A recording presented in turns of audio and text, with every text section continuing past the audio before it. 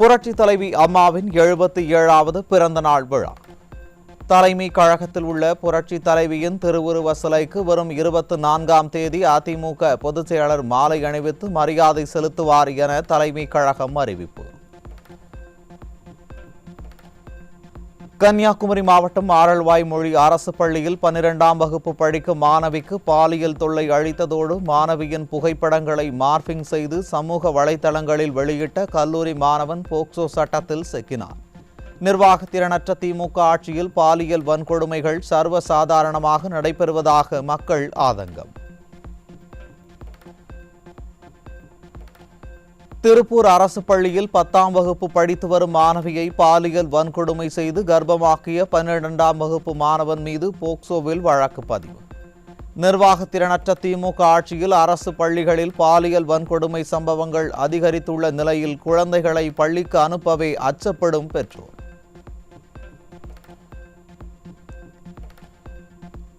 திருப்பூர் மாவட்டம் காங்கேயம் பகுதியில் 16 வயது சிறுமியை பாலியல் வன்கொடுமை செய்து கர்ப்பமாக்கிய இளைஞர் போக்சோவில் சிக்கினார். திராவிட மாடல் ஆட்சியில் தினந்தோறும் பாலியல் வன்கொடுமைகள் சர்வசாதாரணமாக நடைபெறும் நிலையில் இதுதான் எந்த கொம்பனும் குறை சொல்ல முடியாத ஆட்சியா என்று மக்கள் கேள்வி. திருப்பூர் மாவட்டம் உடுமலை அடுத்த மடத்துக்குளம் அருகே பள்ளி சிறுமிக்கு பாலியல் தொல்லை கொடுத்த பெயிண்டர் போக்சோவில் சிக்கினார். நிர்வாகத்திறனற்ற திமுக ஆட்சியில் சிறுமிகளுக்கு எதிரான குற்ற செயல்கள் அதிகரித்துள்ளதால் பெற்றோர் அச்சம். சேலம் மாவட்டம் அம்மாப்பேட்டை பகுதியில் அரசு பள்ளியில் ஆய்வகத்துக்கு வந்த மாணவியரிடம் பாலியல் ரீதியாக தொல்லை கொடுத்த ஆய்வக உதவியாளர் போக்சோவில் சிக்கினார். பள்ளி ஆசிரியர்கள் பாலியல் அத்துமீறலில் ஈடுபட்டால் கடும் நடவடிக்கை எடுக்கப்படும் என பள்ளி கல்வித்துறை அமைச்சர் எச்சரித்தும் அரசு பள்ளியில் குற்ற செயல்கள் தொடர்ந்து அதிகரித்து கொண்டே செல்லும் நிலையில் முதலமைச்சர் என்ன நடவடிக்கை எடுக்கப் போகிறார் என மக்கள் கேள்வி.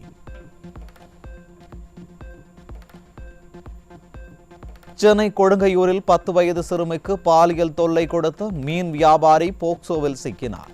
நிர்வாகத்திறனற்ற திமுக ஆட்சியில் சிறுமிகள் வெளியில் செல்லவே அச்சப்படும் நிலை ஏற்பட்டுள்ளதாக மக்கள் வேதனை. சென்னை சூளைமேட்டில் சாலையில் நடந்து சென்ற பெண்ணிடம் ஆபாசமாக பேசி பாலியல் தொல்லை கொடுத்த நபர் சிக்கினார். தமிழகத்தில் பெண்களுக்கு பாதுகாப்பு அளிக்கும் லட்சணம் இதுதானா ஸ்டாலின் என மக்கள் கேள்வி. திண்டுக்கல் மாவட்டம் நத்தம் அருகே பள்ளி மாணவியை கடத்திச் சென்று பாலியல் வன்கொடுமை செய்த வழக்கில் இளைஞருக்கு 50 ஆண்டுகள் சிறை தண்டனை. குற்றவாளிக்கு 15,000 ரூபாய் அபராதம் விதித்து திண்டுக்கல் நீதிமன்றம் தீர்ப்பு. கள்ளக்குறிச்சி மாவட்டம் சங்கராபுரம் அருகே மூங்கில் துறைப்பட்டு பகுதியில் இன்ஸ்டாகிராம் மூலம் கஞ்சா விற்பனை. திமுக ஆட்சியில் உளவுத்துறை உறங்கிக் கொண்டு இருப்பதால் இணையம் மூலம் போதைப் பொருள் விற்பனை நடைபெற்று வருவதாக மக்கள் குற்றச்சாட்டு. சேலம் மாவட்டம் எடப்பாடி அருகே விவசாய தோட்டத்தில் கஞ்சா செடி வளர்த்த விவசாயி சிக்கினார். விடியா திமுக ஆட்சியில் கஞ்சா புழக்கம் தலைவிரித்தாடுவதாக பொதுமக்கள் குற்றச்சாட்டு. ராமநாதபுரம் மாவட்டம் கமுதியில் 2 கிலோ கஞ்சாவுடன் சுற்றித் திரிந்த இளைஞர் சிக்கினார். திராவிட மாடல் ஸ்டாலின் ஆட்சியில் இளைஞர்கள் கஞ்சா வியாபாரிகளாக மாறி வரும் நிலையில் அப்பா என கூறி பெருமைப்படும் ஸ்டாலின் இதற்கு என்ன பதில் கூறப்போகிறார் என மக்கள் கேள்வி. திருப்பத்தூர் மாவட்டம் ஜோலார்பேட்டை ரயில் நிலையத்தில் 20 கிலோ கஞ்சா சிக்கியது. வட மாநிலத்தில் இருந்து கஞ்சா கடத்தி வரப்படும் நிலையில் தமிழ்நாடு போதைப் பொருட்களின் கேந்திரமாக மாறி வருவது மீண்டும் மீண்டும் நிரூபணம். காஞ்சிபுரம் மாவட்டத்தில் உள்ள திருப்புலிவனம், மருத்துவன்பாடி உள்ளிட்ட சுற்றுவட்டார பகுதிகளில் கல்லூரி மாணவர்களுக்கு போதைப் பொருளான கஞ்சாவை விற்பனை செய்த நபர் 4 கிலோ கஞ்சாவுடன் சிக்கினார். நிர்வாகத்தினற்ற திமுக அரசின் அலட்சியத்தால் கோவில் நகருக்கு பெயர் போன காஞ்சிபுரம் மாவட்டம் தற்போது கஞ்சா விற்பனைக்கு பெயர் போனதாக மக்கள் வேதனை தெரிவித்துள்ளனர். விருதுநகர் மாவட்டம் ராஜபாளையம் அருகே 1 கிலோ 140 கிராம் எடை கொண்ட கஞ்சாவுடன் சுற்றித் திரிந்த 3 இளைஞர்கள் சிக்கினர். ஸ்டாலினின் திராவிட மாடல் ஆட்சியில் கஞ்சா உள்ளிட்ட போதைப் பொருட்கள் சிக்காத நாளே இல்லை என மக்கள் ஆவேசம். திருவண்ணாமலை மாவட்டத்தில் உள்ள ஆரணி மற்றும் சேவூர் ஆகிய இருவேறு பகுதிகளில் 1 கிலோ 300 கிராம் எடை கொண்ட கஞ்சாவுடன் மூவர் சிக்கினர். ஸ்டாலினின் காவல்துறை ஆழ்ந்த கும்பகர்ண தூக்கத்தில் இருப்பதால் காய்கறி விற்பனை செய்வது போல் வீதி வீதியாக கஞ்சா விற்பனை செய்யப்படுவது படுஜோராக நடைபெறுவதாக மக்கள் குற்றச்சாட்டு. கோவை பீளமேடு பகுதியில் விற்பனைக்காக பதுக்கி வைக்கப்பட்டிருந்த 500 கிலோ குட்கா உள்ளிட்ட புகையிலை பொருட்கள் சிக்கியது. குட்கா பொருட்கள் இருப்பது குறித்து பொதுமக்களே புகார் அளிக்கும் நிலையில் விடிய அரசின் காவல்துறை என்ன செய்கிறது என மக்கள் கேள்வி. கர்நாடக மாநிலம் பெங்களூரில் இருந்து கடலூர் மாவட்டம் காட்டுமன்னார் கோவிலுக்கு காரில் கடத்திச் செல்லப்பட்ட 7 லட்சம் ரூபாய் மதிப்பிலான 320 கிலோ குட்கா பொருட்களுடன் 4 பேர் சிக்கினர்.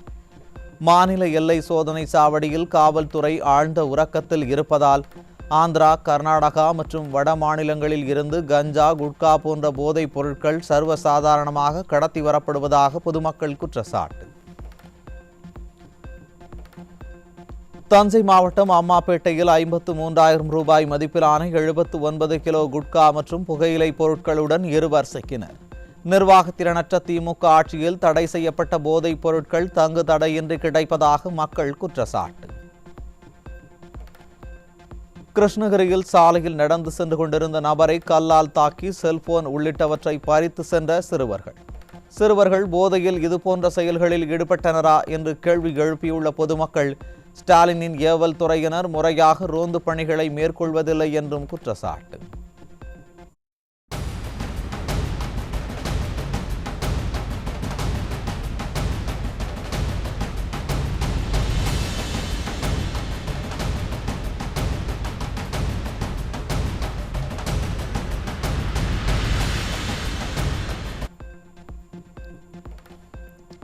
தேனி மாவட்டம் வீரபாண்டி அருகே காரில் சென்ற உடற்கல்வி ஆசிரியரை வழிமறித்து பயங்கர ஆயுதங்களால் மிரட்டி 7.5 லட்சம் ரூபாய் கொள்ளை.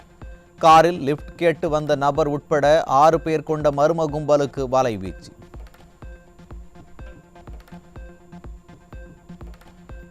சென்னை ஆவடி அடுத்த திருமுல்லை வாயிலில் திண்ணர் தயாரிக்கும் ரசாயன ஆலையில் பயங்கர தீ விபத்து. கொழுந்துவிட்டு எரிந்து அருகே இருந்த தனியார் பள்ளிக்கும் பரவியதால் பரபரப்பு.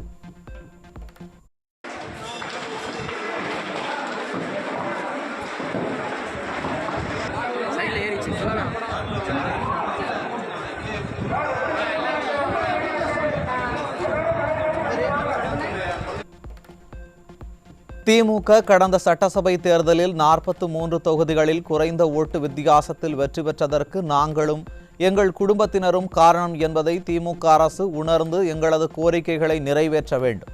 இனியும் அரசு அலட்சியமாக இருந்தால் வரும் தேர்தலில் அதன் பலனை அனுபவிக்க நேரிடும் என ஸ்டாலின் மாடல் அரசுக்கு அரசு ஊழியர்கள் எச்சரிக்கை. சாம்சங் ஆலை தொழிலாளர்கள் 3 பேர் பணியிடை நீக்கம் செய்யப்பட்டதற்கு எதிராக 16வது நாளாக உள்ளிருப்பு போராட்டம். ஒப்பந்த ஊழியர்கள் மூலம் உற்பத்தி நடைபெற்று வரும் நிலையில் உற்பத்தியை தடுத்து நிறுத்த தொழிலாளர்கள் முயன்றதால் பரபரப்பு. நாமக்கல் மாவட்டம் ராசிபுரம் அருகே டாஸ்மாக் பாரில் மாமூல் கேட்டது தொடர்பாக ஏற்பட்ட தகராறில் காவல்துறையினர் முன்பே திமுக நிர்வாகிகள் தாக்கிக் கொண்டதால் பரபரப்பு. திமுக கவுன்சிலரின் மகனே திமுகவை சேர்ந்தவரிடமே மாமூல் கேட்டு தாக்குவதுதான் திராவிட மாடலின் லட்சணமா என ஸ்டாலினுக்கு மக்கள் கேள்வி.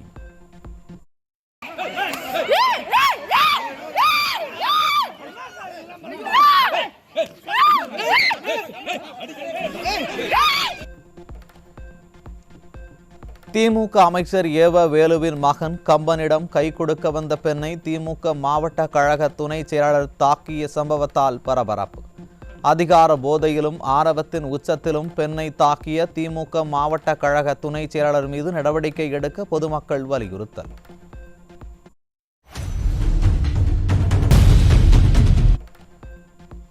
உளவு பிரிவு அதிகாரி என கூறி சேலம் மாவட்டம் ஆத்தூர் சிறைக்குள் நுழைந்து நபர் ஒருவர் புகைப்படம் எடுத்தும் கைதி ஒருவரை தனியாக அழைத்து பேசியும் சென்ற அவலம்.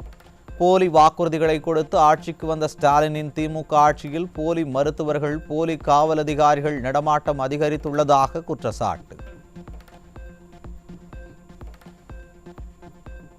சென்னை எழும்பூரில் தனியார் நிதி சார்ந்த நிறுவனத்தில் மாதந்தோறும் மாமூல் கேட்டு 2 காவலர்கள் மிரட்டல் விடுத்தது அராஜகம். திமுக ஆட்சியில் ஒருபுறம் ரவுடிகளும் மறுபுறம் காவலர்களும் மாறி மாறி பணம் கேட்டு மிரட்டல் விடுப்பதால் தமிழகத்தில் தொழில் செய்ய முடியாத நிலை ஏற்படுவதாக நிறுவன உரிமையாளர்கள் குற்றச்சாட்டு. உத்தரப்பிரதேசத்தில் நடைபெற்று வரும் கும்பமேளாவுக்கு தென்காசியில் இருந்து சென்ற 2 பெண்கள் மாயம். திமுக அரசு மாயமான 2 பெண்களையும் மீட்டுத் தர வேண்டும் என உறவினர்கள் வலியுறுத்தல். விருதுநகர் மாவட்டம் அருப்புக்கோட்டை அருகே அங்கீகாரம் இல்லாத தனியார் நர்சிங் கல்லூரியை கண்டித்து மாணவிகள் சாலை மறியல் போராட்டம். கல்வி கட்டணத்தை திருப்பி கேட்டு நியாயத்திற்காக போராடிய மாணவிகளை ஸ்டாலின் அரசின் ஏவல் துறை அப்புறப்படுத்தி அராஜகம். விழுப்புரம் மாவட்டம் விக்கிரவாண்டி அருகே பூரைக்குடிசை கிராமத்தில் பதநீர் எடுக்க பனை மரங்களில் கட்டி வைக்கப்பட்ட மண் குடங்களை உண்டிகோலை வைத்து உடைத்து அராஜகத்தில் ஈடுபட்ட விடியா திமுகவின் காவல்துறை.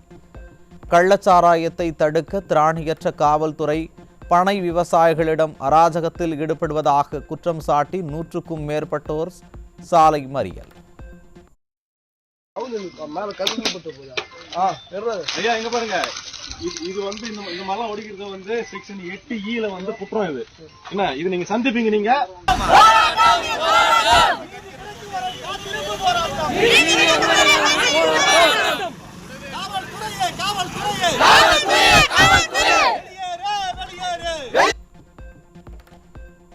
சென்னை அண்ணா நகரில் விபத்து தொடர்பான வழக்கில் வாகன ஆவணங்களை ஒப்படைக்க 5000 ரூபாய் லஞ்சம் பெற்ற போக்குவரத்து உதவி ஆய்வாளர் மற்றும் தலைமை காவலர் கையும் களவுமாக சிக்கினர்.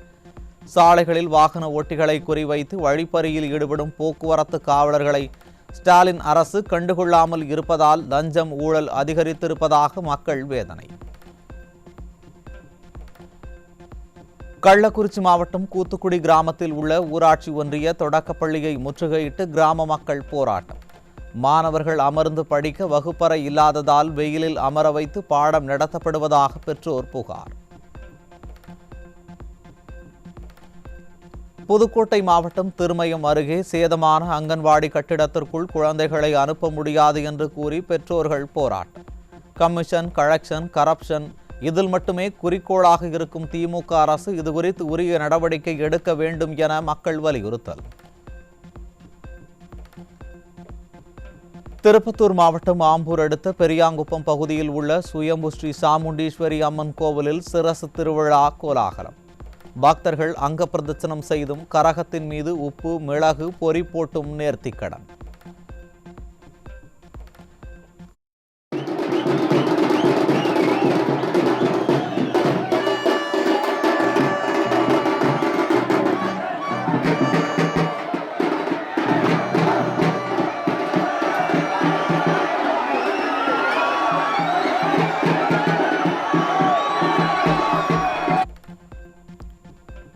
தூத்துக்குடி மாவட்டம் ஆழ்வார் திருநகரியில் உள்ள ஆதிநாதர் ஆழ்வார் கோவிலில் மாசி திருவிழாவை முன்னிட்டு வெகு விமர்சையாக நடைபெற்ற 2ஆம் நாள் தெப்ப உற்சவம். திரளான பக்தர்கள் பங்கேற்று சாமி தரிசனம்.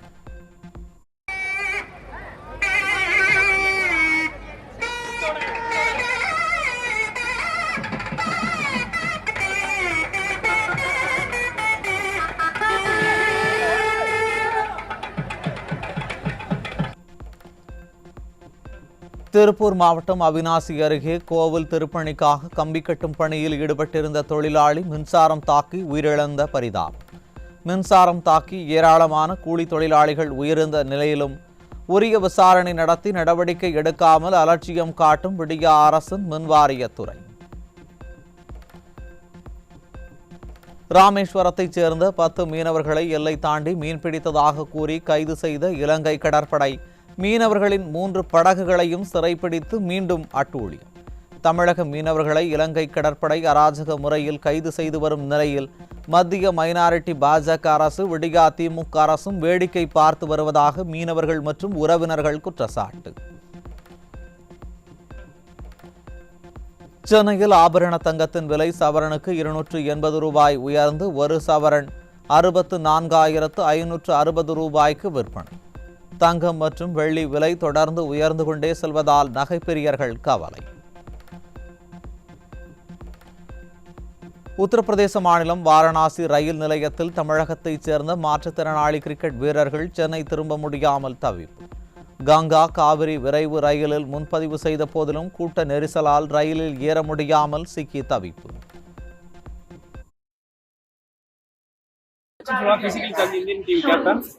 வாரணாசிக்கு மேட்சுக்காக வந்திருந்தோம். நைட் 1 மணிக்கு எங்களுக்கு ட்ரெயின்.